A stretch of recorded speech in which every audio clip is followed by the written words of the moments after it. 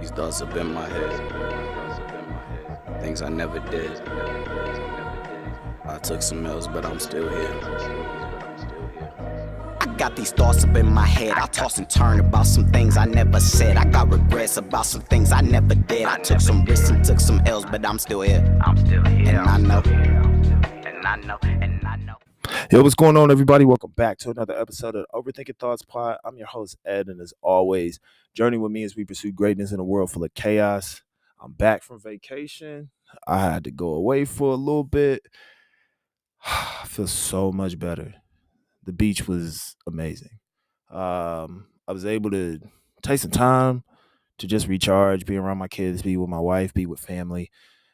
That was a good thing. Awesome moments too, man. Like crashing in waves and getting my son acquainted to the water. My 2-year-old, he would get to the water, freak out, but then once he got in it, he got more comfortable and he got better.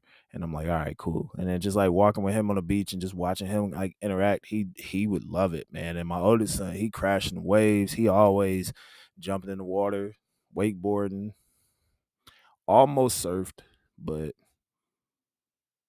that ain't for him. that wasn't for him. But he had a good time. We had a good time. It was great. It's good to be back and get back into the groove of things. It was nice for my anxiety. I'll tell you that too. It was nice to just be away for a week. And my anxiety definitely reminded me that I was gone for a while because it started striking back. So I've been dealing with some of that a little bit, but I'm just gonna try to push through, take it one step at a time, recognize what causes that like fight or flight response, and then just try to go through one day at a time. But I hope that you all are doing well. I appreciate y'all still keeping in contact with me through TikTok and Instagram when I was posting things. I know I wasn't like putting out clips or anything like that, but I tried to, as I was like reflecting at different times, like there were just certain things that would come to me and I'm like, let me put this out there. I need people to know that although I'm not recording, like I still want to encourage you. I still want to motivate you. So I appreciate all y'all that were showing support. And if you want to support the podcast in more than one way, you can always catch me streaming. I'm on Spotify. I'm on Google Podcasts, um, Apple Podcasts as well. And then we put the videos up on YouTube. I try to get those up every Thursday around 9. And then the recordings or should I say the stream through Spotify, Apple Podcasts, and Google should go up at 9 as well on Thursdays. I try to meet that deadline as best as I can. And then as always, if you're trying to, follow on the socials, you can catch the clips and things of that nature. You can hit me up on Instagram at OverthinkingThoughtsPod. You can also hit me up on TikTok at OverthinkingThoughtsPod. Your support is definitely appreciated. And I thank you for likes, the comments, the views, the shares, the favorites, all that. Like, I really appreciate it. So thank y'all. And we're just going to keep growing. So with that being said, I'm going to be 100% real with you. I recorded an episode that I thought I was going to use. And when I got done, I immediately was like, I ain't like it. And if I don't think that it's going to give you what you're going for, I'm not going to put it out there. Mainly because I want to make sure that what I provide to you is helpful for you. I feel like I was kind of all over the place. And I was like, it was, I don't know. I guess I'll have to go back and look at it again and I might just be overthinking it. But at the time, it didn't feel like it was what I needed to give to y'all. But what I wanted to focus on a little bit this time and what I was trying to aim for was as I was taking my time, trying to relax, recharge, and things like that, I really started thinking about like mental health, especially like men's mental health and things like that. And I think what really did it for me the most was that I saw like a post from somebody that I know that I respect like crazy and is going to accomplish many things in life. And I thought that this was one of the strongest things they could have done. They put out there that they weren't okay. Like it was like, I know I'm not like mentally, I'm not in a happy place. I'm not in like a truly depressed state, but I'm also not like like on top of the world either. I'm just in a funk. I'm trying to figure these things out. I know that there's light at the end of the tunnel. I want to encourage others as well, but like the thought of it's okay to not be okay is something that I think people look at but take strong advantage of, because to tell someone that you're not okay makes people think that something is 100% wrong and they need to fix everything right away. The reality is, though, is that sometimes you cannot feel okay and not 100% know what you need in the moment. Sometimes it's taking some time to relax and recharge and be by yourself. Sometimes it could be burnout. It could be stress. It could be anxious thoughts. It could be feeling overwhelmed. Or it really could be like, yo, I'm going through some things right now and I'm lost and I just need to take it one day at a time. But being able to be that strong to admit that you're not okay is such a courageous thing that I think people just don't understand the magnitude of how powerful it is, especially in men, black men. Let's just call it what it is. There's been moments in time where, in life, I remember, if you heard about somebody going to talk to a counselor or a therapist or something, you were labeled crazy, something was wrong with you, they need to stay away from you. It messes with our mental so bad.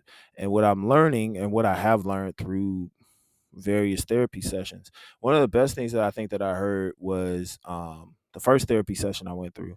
This guy talked about how we had, like, there's men, right? Like, by age, by definition of a man, based on their age and their profession and what they do, like, that's who they are. But mentally, they are still stuck in childish ways. And that really, like, struck me, because I was like, yo, I don't want to be a 40-year-old boy. Like, you know what I'm saying? I'm not 40. But what I'm saying is like, well, close. But regardless, I don't want to be a grown boy, if that makes sense. So I had to step back and learn who I was as a person. And I think what I want to encourage you all to do today, especially to my young black men and black men in general who are fathers, who are husbands, who are leaders, and who struggle with certain things such as like overthinking or anxiety or depression or whatever the case may be. I think what to encourage us to do as leaders, providers, and things is to truly identify who you are as a person, to learn who you are so you can grow into the person you're supposed to be.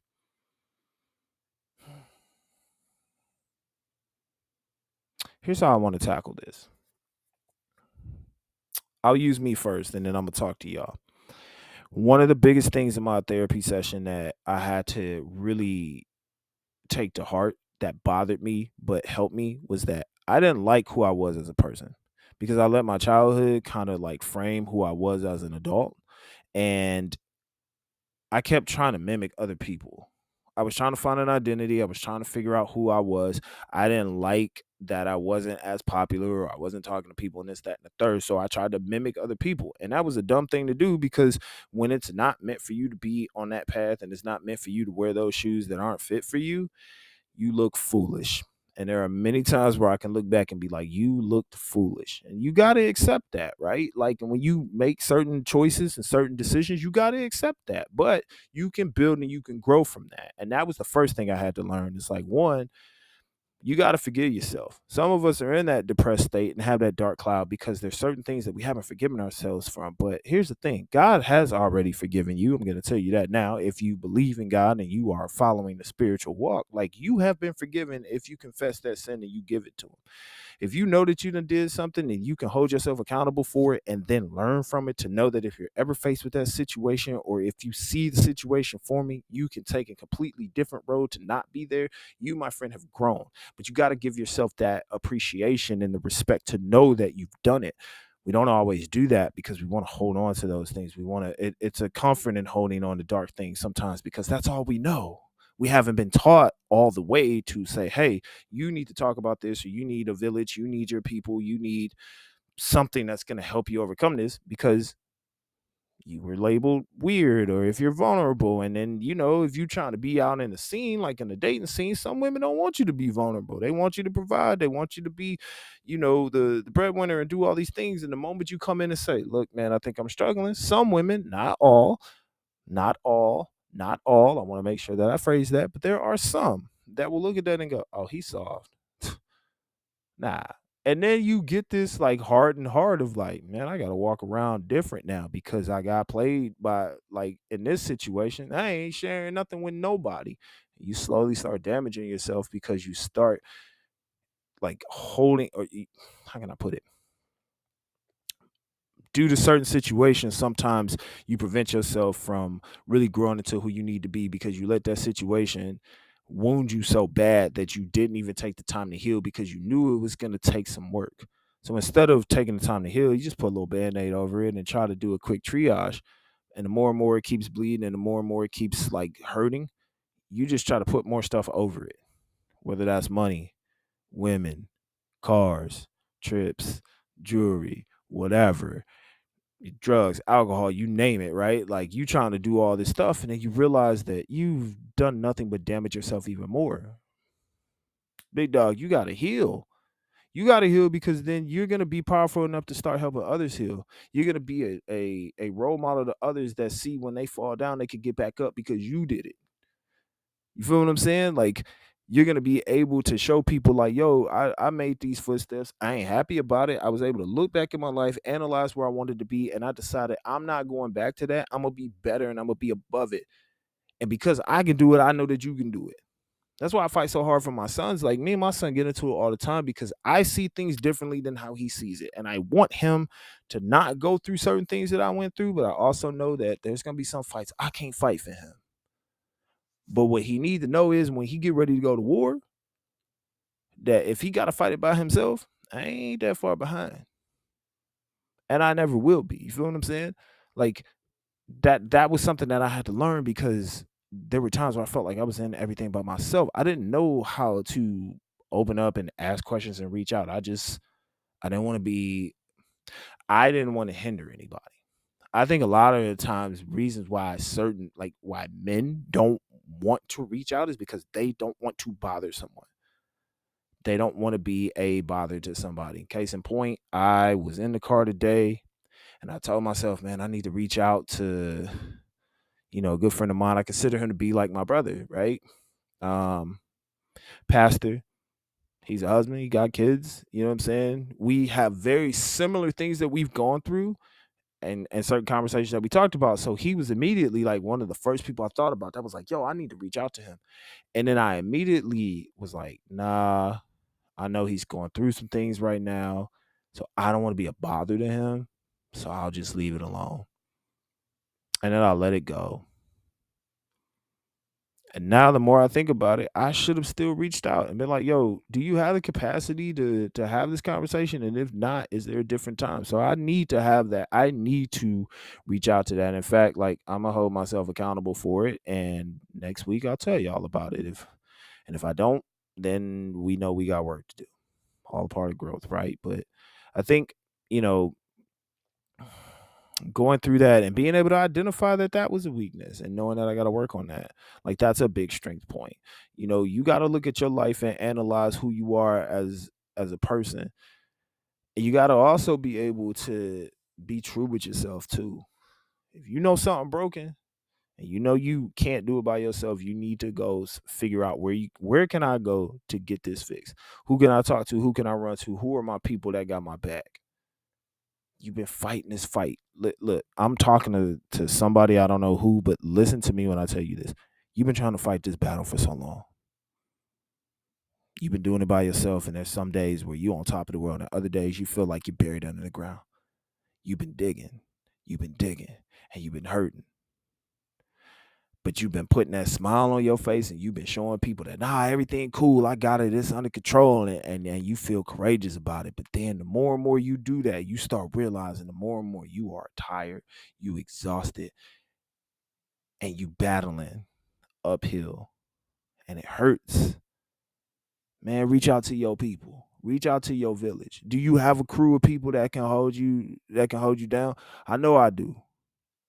I got a brother that do clothing. He did this. And I know if I call him, he got my back. I got another one who's been down with me since I stepped on campus in college and we played ball together. And we still cool to this day. I know he'll call me up, man. I'm just checking on you. You doing all right? How your family? How your kids, bro? You straight? Let's connect. Like I know I got that.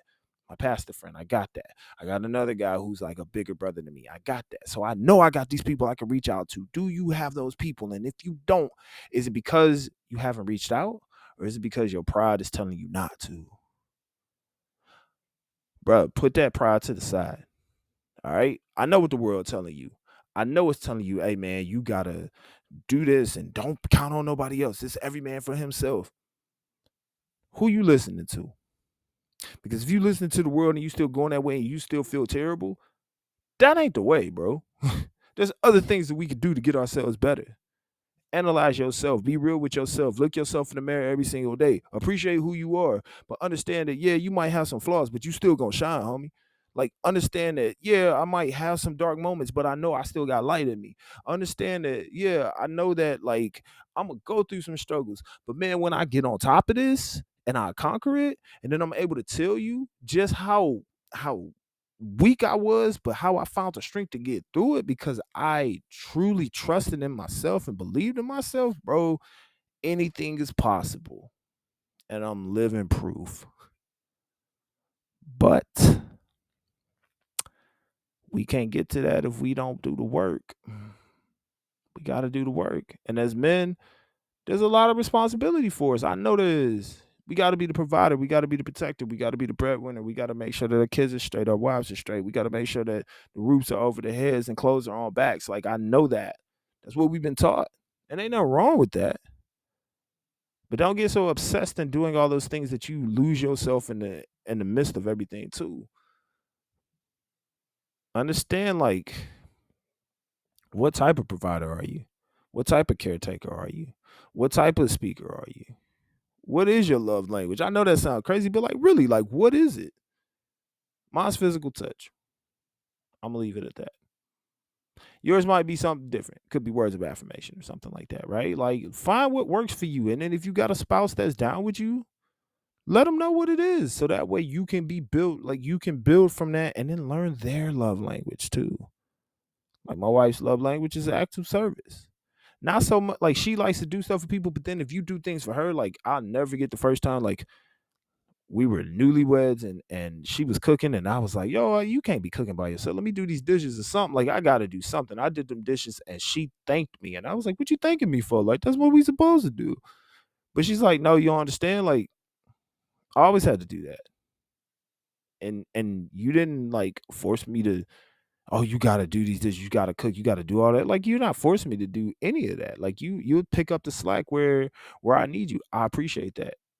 And like, I was never told that. So I was just like, oh, cool. But I had to learn that. You know what I'm saying? That's a piece that I think will work, you know? That's just one aspect. But back to like the whole finding your identity and really figuring out who you are. One of the things you can't be afraid of is looking at yourself and then start healing yourself. That's a hard process for us, man, because we're taught to just keep going. But imagine imagine being in a pool, right? You start off in the shallow end and you got all this emotional baggage on you.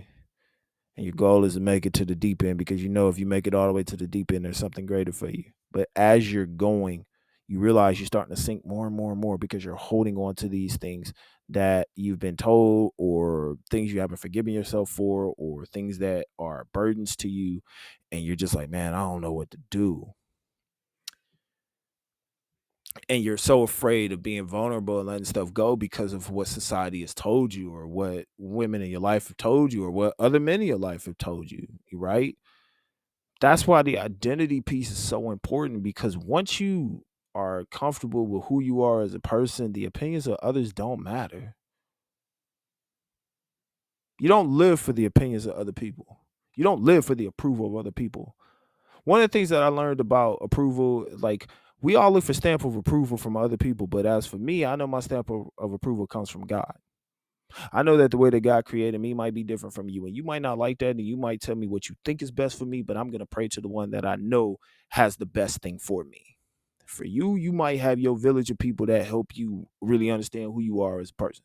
You might have that crew that's gonna have your back. You might have that significant other that's gonna show you where you need to be. But you gotta find that, because the first thing you need to do is realize who you are as a person. The second thing you need to do is make sure you surround yourself with successful people. And what I mean by successful people are people that that are willing to tell you the truth.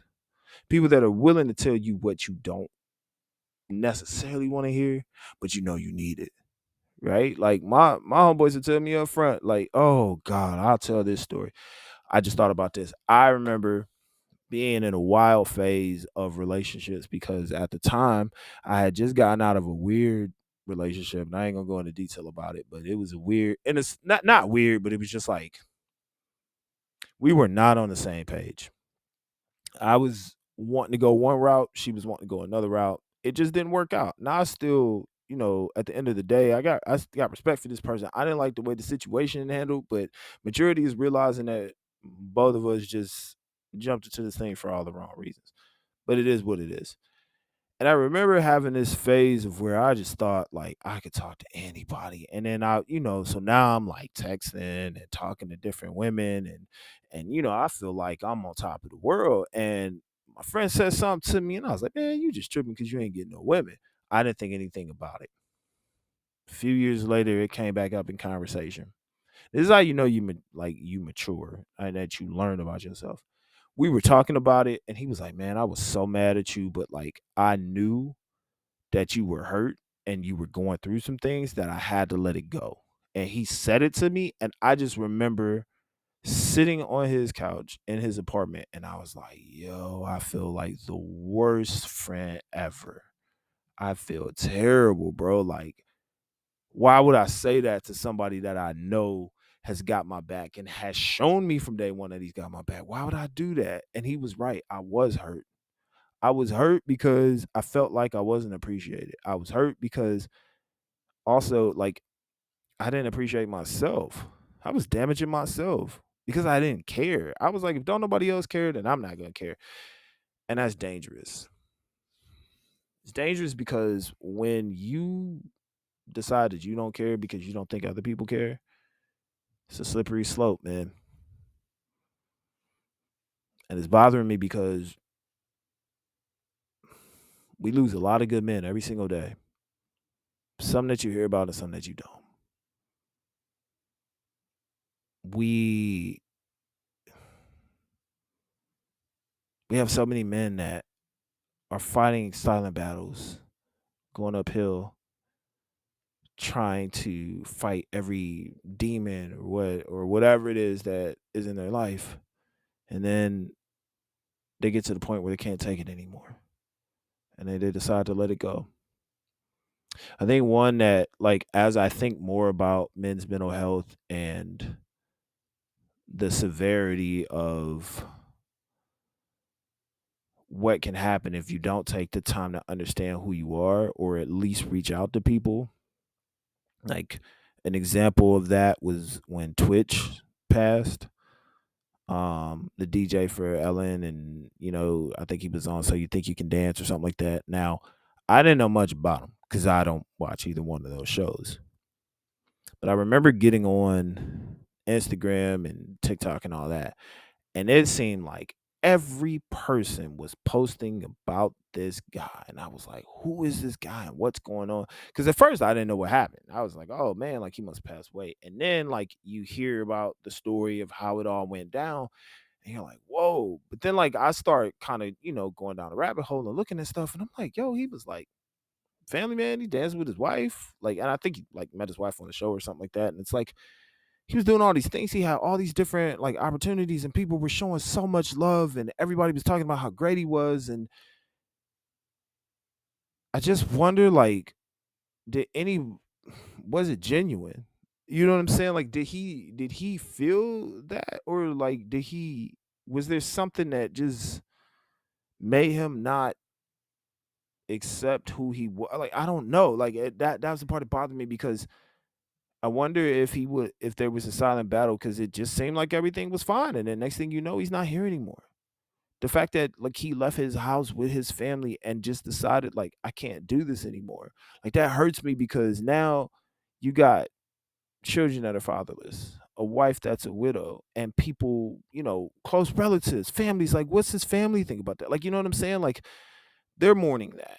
The fact that he decided, like, he was that hurt or that damaged or whatever. Like, I don't want to speak for him because I don't know him, but like just that situation, like I have so many unanswered questions of just like, yo, like what drew you to that point? And it's not just him. There's so many other people that's happened to where you hear about them and then you hear these stories about, oh man, things seem like it was fine, and then next thing you know, a couple days later, he's found dead or unresponsive because he decided to take his life. Like, as men, like, bro, that's hurting us, man. Like, we're missing out on future husbands and future leaders and future fathers and future CEOs, businessmen, future motivational speakers, future pastors, future teachers, future, I mean, you name it. Like, I guess, like, I don't know. I'm so confused on it, man. Like, and mainly because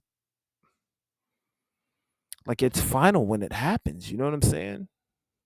And I think a lot of us, like men in general, and I'm speaking specifically for men right now, we lose sight of what our purpose is because we're so caught up on everything else that's going on around us. Like, we have these responsibilities, but then we're also being told how we're supposed to live as men, but then we're also being told that we can't be vulnerable. So, like, where do we go when we have all these things inside of us? We got to hold on to all this stuff and we got to suppress all this stuff. It's like shaking up a pop can. Like, soon as you hit that, soon as you take that top off, soon as you hit that tab, man, it explodes because you've been holding on for it for so long. And it's like some people hold on to it to the point where the only way they can escape it is by escaping life in itself. And I feel compassionate about that because, I think like I would be damaged if I had any of my friends who went through that. No, I've never personally had that experience. Well, I did have I was a student that went through that I knew pretty well, but didn't know like everything about them. But like even that was rocky. But like, man, I couldn't imagine losing my homeboys to something like that. I would hope that they turn to me if they ever get to that point. But I also hope that you turn to somebody. And look, if you don't have anybody, listen to me. Like, I'm being dead serious. If you're a man and you're watching this and you feel like you ain't got nobody, DM me, reach out to me. Like when I say I believe in you, I really mean that. And the reason why is because I know that deep down there's a purpose for you. And the main reason why there is a purpose for you is because you are still here and you're still breathing. And if you're still here and you still got breath in your lungs and you're still able to think and move and see things differently, then there's something you got to go after and accomplish. I don't want you to give up on that. I don't want you to give up on yourself. I don't. I know there's going to be people that are out there that support you. I know that because there are people. Some will be very vocal about it and some will watch you in silence and be inspired by every step you take. And you may never know who these people are, but just know that in every step that you take, there is purpose in each step or each footstep that's created. There is. I just don't want you to give up on yourself, man. I don't. It's too, like, I was looking at numbers before I even jumped on this podcast, and it's high, especially in black men, Hispanic men. It's high. I just don't want us to give up on ourselves because we are. It's like in that quote, we're powerful beyond measure, right? And I want you to know that you have a purpose. You feel like you about to hit the wall, man. Like, talk to your people, and if you don't have people, like, man, look, reach out to me. I don't care. Like, I don't want you to feel like you're in life by yourself so much to the point where you're willing to give up on it, because you might just be one step away from the breakthrough that you need and that the world needs. So my encouragement for you this week are seven words that the late great Jimmy Valvano said in his SB speech right before he passed away from cancer. Don't give up. Don't ever give up. Somebody's watching, man. And I guarantee you might not feel it, but you have a light that's inside of you. And you may think your light is very dim, but to somebody else, it is the brightest thing that they've ever seen. And it gives them hope. And I hope that you give yourself hope. Identify who you are, love who you are, believe in who you are. And at the end of the day, always remember that I believe in you. Now go believe in yourself, please, and don't give up. It's Overthinking Thoughts Pod. I'm Ed. These thoughts up in my head, things I never did. I took some L's, but I'm still here. Got these thoughts up in my head. I toss and turn about some things I never said. I got regrets about some things I never did. I took some risks and took some L's, but I'm still here. And I know.